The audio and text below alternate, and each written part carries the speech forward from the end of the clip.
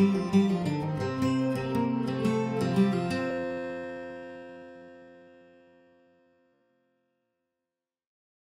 came to Berkeley to do my PhD in physics in 1973, and I wasn't quite satisfied with doing physics in the mainstream, even though I took all the courses that the physics department offered. And then I found Art Rosenfeld. He was a physics professor who was applying insights on the limits of how efficiently you could use energy to do something about the energy oil crunch that the United States faced at the time of the oil embargoes. And I got tremendously excited because here I found somebody who was obviously a top-ranked particle physicist in the world, bringing to bear his enormous intellectual capacity and knowledge of physics to solve problems that really mattered in the immediate context of social well-being, social survival, or social benefits. And that appealed to me tremendously. So I became his graduate student without a second thought. I would like to say to Art, Art, you are truly phenomenal. I have not seen anybody who comes close to your smarts, your energy, your transparency, your sweetness, and how much inspiration it has given hundreds or thousands of us who work in energy efficiency to make the world a better place. Thank you very much. It's just been fantastic to be associated with you. Well, Art more or less created the energy efficiency field. When I was a graduate student, it was pretty controversial within the physics department as to whether work on energy efficiency was physics of any kind, applied or not. Art, and he wasn't alone in this, there was a group of leaders within the physics community that did this, but it was a pretty small group. Art basically created energy efficiency as a field of inquiry, as a field of specialty for professors and for graduate students and later undergrads. He not only created directly institutions like ACEEE, but he created a number of other institutions indirectly by just making people realize that this is a field of endeavor that you can work on full-time. He calls himself Fermi's last graduate student, which many people probably don't understand as a pun on Fermat's last theorem. But Fermi is also noted beyond his scientific experiments for coming up with what he calls a Fermi problem, which is ask something very general where if you looked up all the facts, you could probably get the answer in detail, but instead you should figure it out from first principles just by things that everybody knows. So a Fermi problem would be, how many piano tuners are there in the city of Chicago?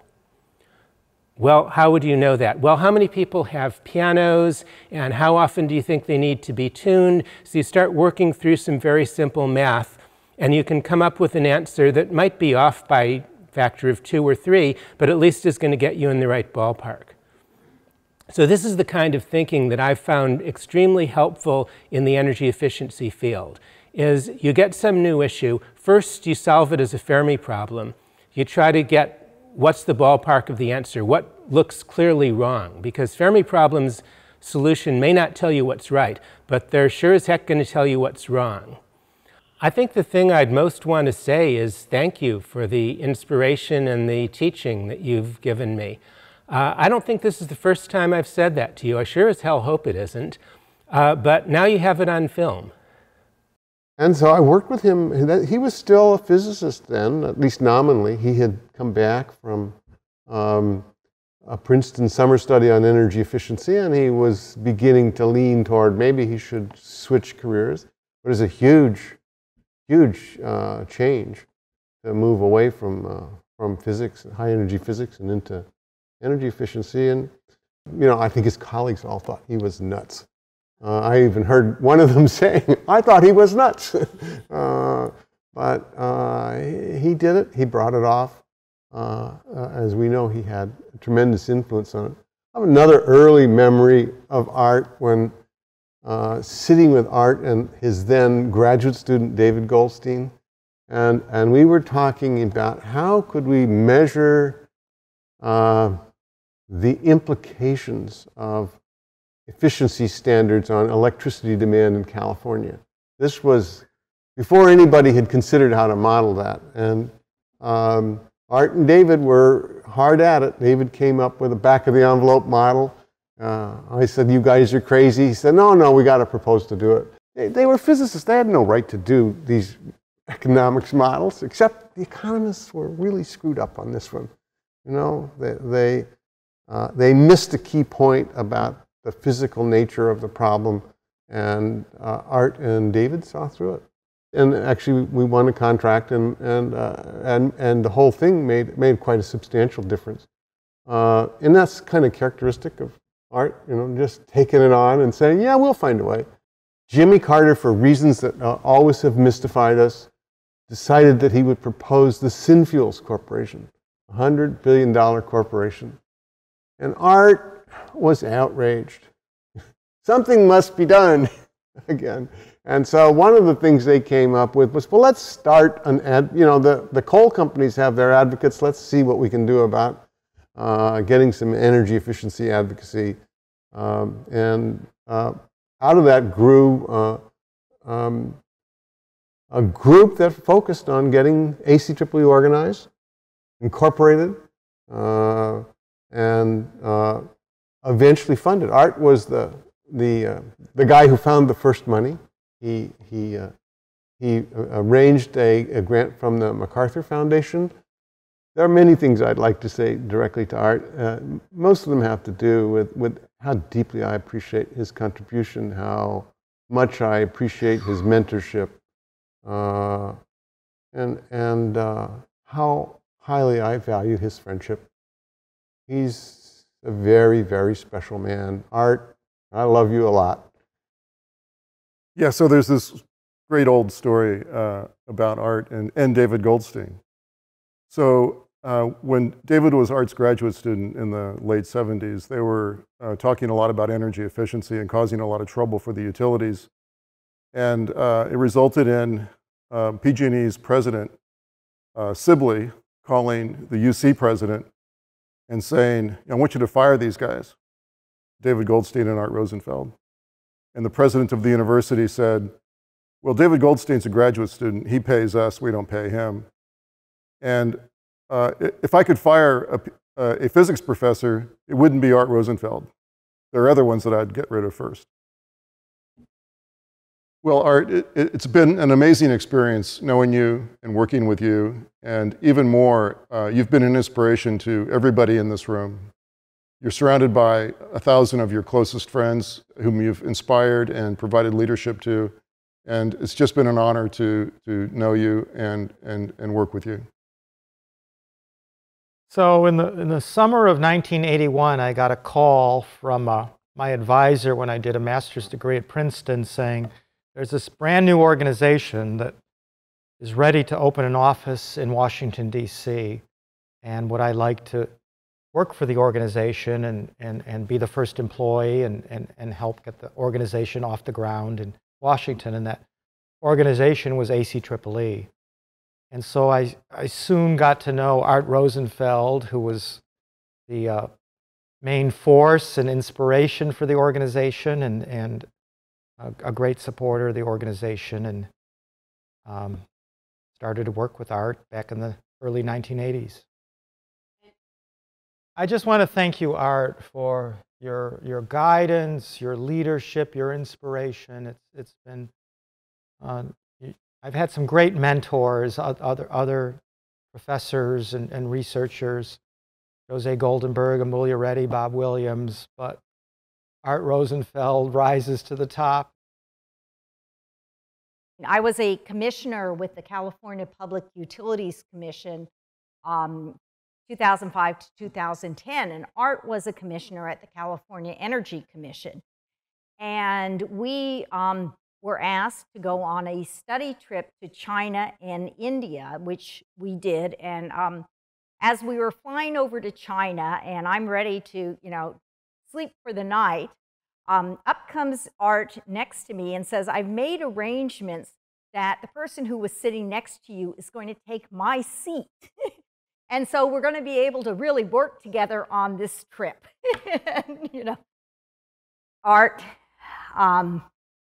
you've been wonderful to me, my husband Steve. On every level, you really did make me think I could help change the world for the better with energy efficiency, and that caring about these issues passionately matters. You've been such a wonderful friend for all these years, and I just thank you from the bottom of my heart. Art, in a certain sense, once a physicist is always a physicist.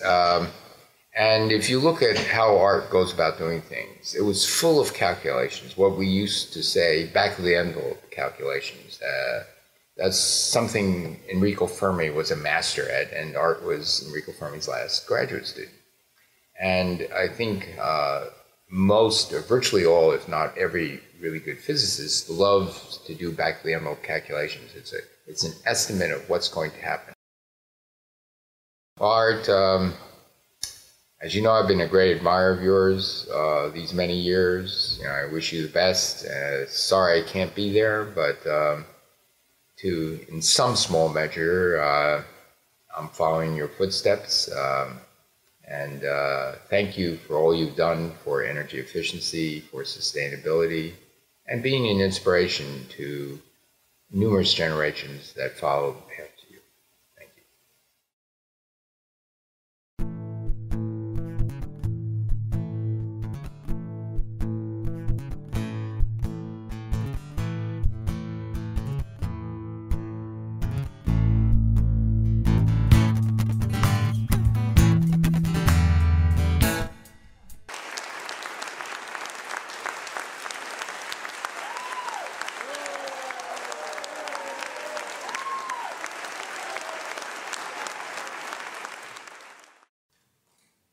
These days, ACEEE is known to be a somewhat democratically oriented political organization. And I think one thing that's sort of ironic is that it was formed in cold fury at President Carter.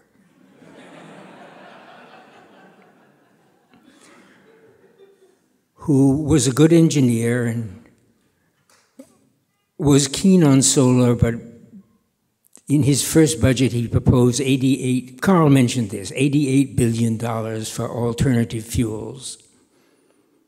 And for conservation he proposed a sweater.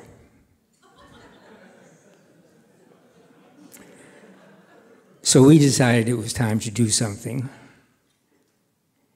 And the first summer study was 1974, the summer after the famous oil shock.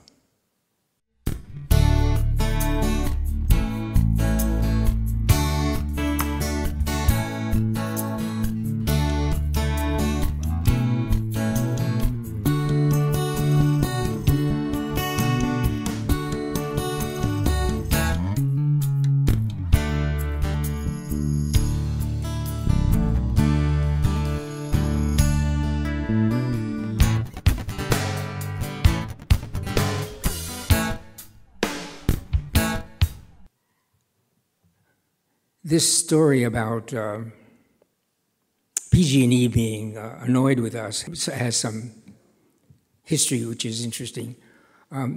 California was, the whole California energy efficiency game was started by two very forward-looking legislators, Charles Warren, who later became deputy director of EPA, and Joe Alquist, a senator. And they had been worried by the fact that California electricity was growing 6% a year. That means doubling every 12 years. That means going through the roof pretty soon. And in fact, there was a report issued by the Rand Institute. The Rand Institute was very prestigious at the time. It had Charlie Hitch, who later became president of the University of California, who was a wonder boy economist. It had Ron Doctor, who issued a report called the Doctor Report, in which he predicted the need for 130 gigawatts. A gigawatt is 1,000 megawatts. It's a standard nuclear power plant. These days, power plants come a little smaller, like half a gigawatt, but those days they were a gigawatt. And Doctor said we need, by the year 2000, 130 gigawatts. That would be one nuclear power plant every 3 miles along the coast from San Diego to San Francisco. Needless to say, it didn't happen, but David and I got together and tried to use common sense to say that. And so we predicted that it should be possible to keep electricity use in California constant per capita. And by golly, electricity use in California per capita has stayed constant for 40 years.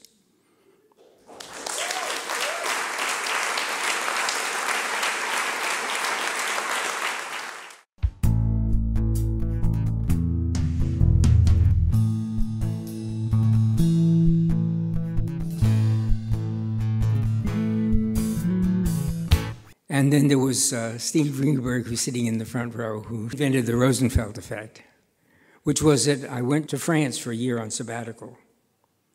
And the university paid a third of my salary, and the École Polytechnique paid 2/3 of my salary.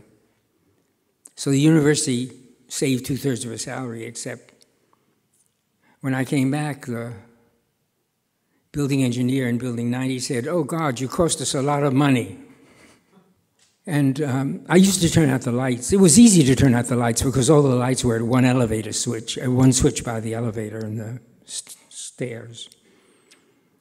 And when I left, I asked the cops, the security people who patrol the building regularly, to turn out the lights at night, and they said, "No, that's not in our job description. We can't do that." So the lights stayed on, and it cost, and prices were still high, and we were short on oil. It turned out it cost the university more in the lighting, XX lighting in Building 90, than the French paid me on sabbatical.